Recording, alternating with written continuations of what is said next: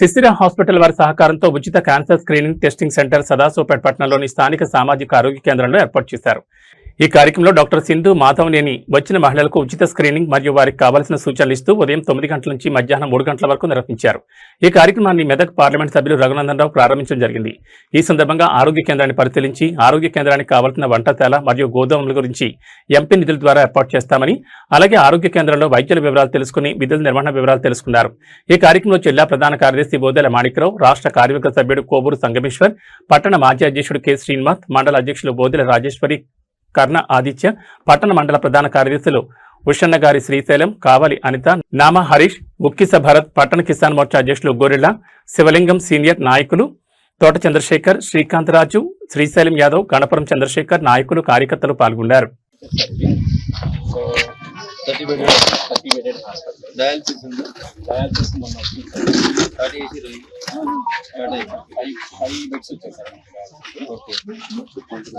Actual గా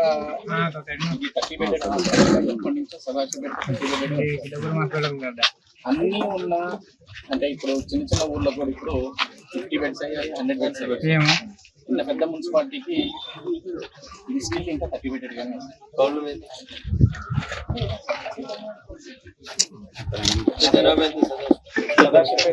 వైద్య విధాన పరిషత్ కూడా వైద్య విధాన పరిషత్. సో అంటే అప్పుడున్న పాపులేషన్ అనుగుణంగా అప్పట్లో ఇచ్చారు సార్. ఇది కొత్తది స్టార్ట్ అయ్యి 2018 స్టార్ట్, 19 స్టార్ట్ తెలంగాణ గవర్నమెంట్ 19 లో స్టార్ట్ అయ్యింది. అంతకుముందు పాత హాస్పిటల్ అక్కడ ఉండేది సార్, ఓల్డ్ చేస్తుంటాం. 19 లో ఇక్కడ పెట్టిన తర్వాత ఇక్కడ షిఫ్ట్ అయింది. మర్చూరు ఉంది సార్. ఎంతమంది డాక్టర్లు ఎంతమంది సార్? డాక్టర్స్ ఎట్ ప్రెసెంట్ అయితే 11 పోస్టులు ఉన్నాయి, 11 CS and 4 deputy CS.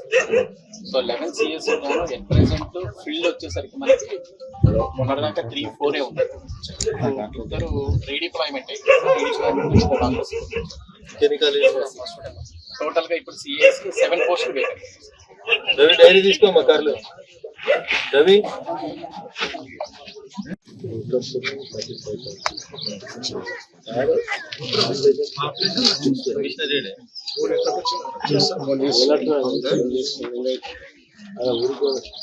Phone లేపడు Patel అన్న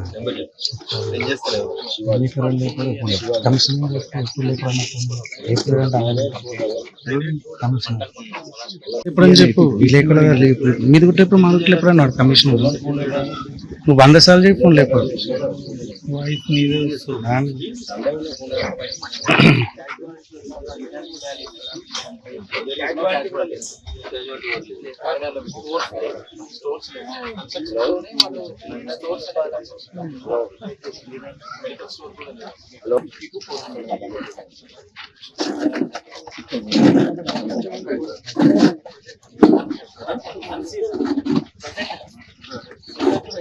సీజన్ లో వ్యారీ అవుతుంది. సీజన్ బట్టి 30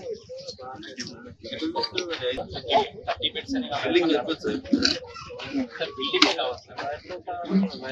బిల్డింగే కావాలి. బిల్డింగ్ ప్లాట్ ఆఫ్ స్పేస్ ఉంది కదా, ప్లాట్ ఆఫ్ స్పేస్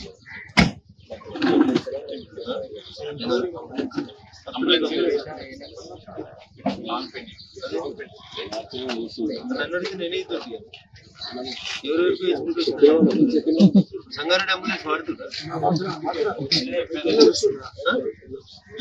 ఈరోజు సదాశివపేట మున్సిపాలిటీ పరిధిలో సదాశివపేట పట్టణం, సదాశివపేట మండల పరిధిలో ఉన్నటువంటి వివిధ గ్రామాల నుంచి వచ్చినటువంటి మాతృమూర్తులకి, ఆడబిడ్డలందరికీ బ్రెస్ట్ క్యాన్సర్ మరియు సర్వైకల్ క్యాన్సర్ కు సంబంధించి ఉచిత పరీక్షలు నిర్వహించాలనేటువంటి ఉద్దేశంతో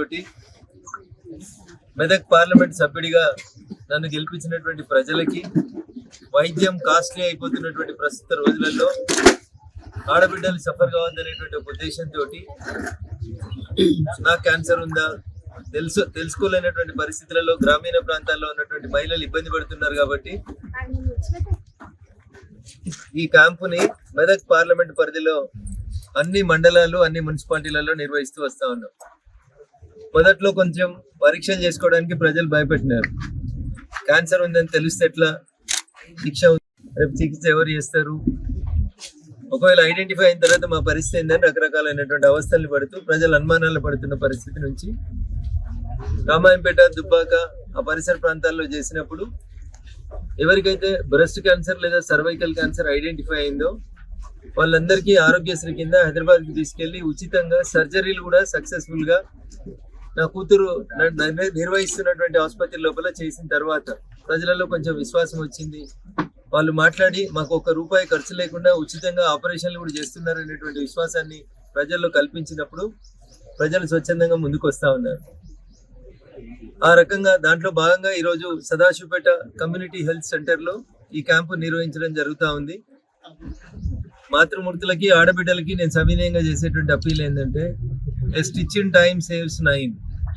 అంటే వ్యాధి వచ్చింది అనేది మనం మొదటి 1-2 దశల్లో గుర్తిస్తే కొంతమంది ఆసుపత్రుల విషయం లోపల మెదక్ పార్లమెంట్ సభ్యుడిగా నేను కొంత ఇనిషియేటివ్ తీసుకొని ముందుకు పోతా ఉన్నాను. ఈరోజు సదాశివపేట 30 పడకల ఆసుపత్రిని పరిశీలించినప్పుడు ఈ ఆసుపత్రి లోపల ఉన్నటువంటి సౌకర్యాలు ఇక్కడికి వచ్చేటువంటి పేషెంట్లకి సరిపోయేంత లేవని భావించి ఇక్కడ ఉన్నటువంటి పేషెంట్ల యొక్క అవసరాలని దృష్టిలో ఉంచుకొని సదాశివపేట ఆసుపత్రికి ఒక అంబులెన్స్ని, సదాశివపేట ఆసుపత్రి ఆవరణ లోపల బిల్డింగ్ లోపలనే నడుస్తున్న కిచెన్ని మరియు స్టోర్స్ని బయటికి తీసుకొని వచ్చి బయట వాటికి సంబంధించినటువంటి రూమ్ల నిర్మాణం చేయడం వల్ల ఆసుపత్రి మెయిన్ బిల్డింగ్ లో ఇంకొక 5 గదులలో ఓపీని పెంచడానికి అవకాశం ఉంది. కాబట్టి వాటికి సంబంధించినటువంటి నిధులు ఇవ్వడం, ఆసుపత్రికి వచ్చినటువంటి పేషెంట్లకి మంచినీళ్ళు తాగడానికి మంచినీళ్ళ కోసం ఒక RO ప్లాంట్ ని ఈ సందర్భంగా మంజూరు చేస్తా ఉన్నాం. 2వ విడతలో కరెంటు బిల్లు ప్రతి నెల సుమారు 35 నుంచి 40 వేలు వస్తుంది. దృష్టిలో పెట్టుకొని ఆసుపత్రి మొత్తం కూడా సోలార్ ప్లేట్లు పెట్టి కరెంటుని వాళ్ళే ఉల్టా ఉత్పత్తి చేసి ప్రభుత్వానికి ఇచ్చేటువంటి రీతి లోపల 2వ దశ లోపల సోలార్ ని కూడా సదాశివపేట కమ్యూనిటీ ఆసుపత్రికి మంజూరు చేసి గుర్తించిన తర్వాత 10, 15, 20 ఏళ్ల నుంచి ఇంకా తమ జీవితాలను ఎక్స్టెండ్ చేసుకున్నారు. తెలియకుండా 4th స్టేజ్ లో డయాగ్నోస్ అయిన వాళ్ళంతా కూడా ఏడాది లోపలనే తమ జీవితం పోతా ఉంది. అందుకని క్యాన్సర్ అంటే అదేదో భూతం లాగా భావించకుండా దయచేసి ఎట్లయితే షుగర్ కి, బీపీకి 3 నెలలకో 6 నెలలకో పరీక్షలు చేయించుకుంటారో ప్రజలందరూ కూడా అట్లా వైద్య పరీక్షలు చేయించుకొని క్యాన్సర్ ని ప్రివెంట్ చేసి సాధ్యమైనంత వరకు ఈ క్యాన్సర్ నుంచి పరిరక్షించబడాలనేటువంటి ఒక ఆలోచనతోటి ఈ కార్యక్రమాన్ని నిర్వహిస్తా ఉన్నాం. మా పార్టీ నాయకులు కానీ, ఆసుపత్రి సిబ్బంది కానీ, జర్నలిస్టు మిత్రులు కానీ ఈ కార్యక్రమానికి విశేషంగా స్పందన కల్పించి ప్రజలలో అవగాహన కల్పించి ప్రజలలో చైతన్యం తెచ్చి ఎక్కడికక్కడ ఈ క్యాన్సర్ పరీక్షలకి ఆడబిడ్డలు ఎక్కువ సంఖ్య లోపల హాజరైనందుకు సహకరిస్తున్న ప్రతి ఒక్కరికి నేను ఈ సందర్భంగా శిరస్సు వంచి నమస్సుమాంజలి తెలియజేస్తా ఉన్నాను. వైద్యం వైపు ప్రజలకి ప్రభుత్వం బాధ్యత తీసుకొని నడిపించాలనేటువంటి ఒక మంచి లక్ష్యంతో జిల్లా నుంచి ప్రాతినిధ్యం వహిస్తున్నటువంటి దామోదర్ రాజనరసింహ గారు వైద్య ఆరోగ్య శాఖ మంత్రి ఉన్నారు కాబట్టి వెంటనే సదాశివపేట కమ్యూనిటీ హెల్త్ సెంటర్ ని 50 పడకల ఆసుపత్రికి పెంచాలని మంత్రి గారు కూడా గతంలో జరిగినటువంటి DDRC సమావేశంలో చెప్పడం జరిగింది. ఈ రోజు ఇక్కడికి వచ్చి ఆసుపత్రిని ప్రత్యక్షంగా పరీక్షించిన తర్వాత సువిశాలమైనటువంటి 5 ఎకరాల స్థలం ఉంది కాబట్టి దీన్ని ఎక్స్పాండ్ చేయడానికి అవకాశం ఉంది కాబట్టి మున్సిపాలిటీ కొంచెం దూరంగా ఉన్నప్పటికీ ప్రజలు ఈ సౌకర్యాన్ని వాడుకుంటున్నారు. ప్రతిరోజు దాదాపు 300 నుంచి 400 ఓపీ వస్తుందని ఆసుపత్రి సూపరింటెండెంట్ గారు చెప్పింది కాబట్టి ఖచ్చితంగా ఇక్కడ ఇంకా మరింత మెరుగైనటువంటి వైద్యం అందించేందుకు పార్లమెంట్ సభ్యుడిగా తప్పకుండా కృషి చేస్తానని చెప్పి ఈ సందర్భంగా తెలియజేస్తూ సెలవు తీసుకుంటా ఉన్నాను. జై హింద్, జై భారత్.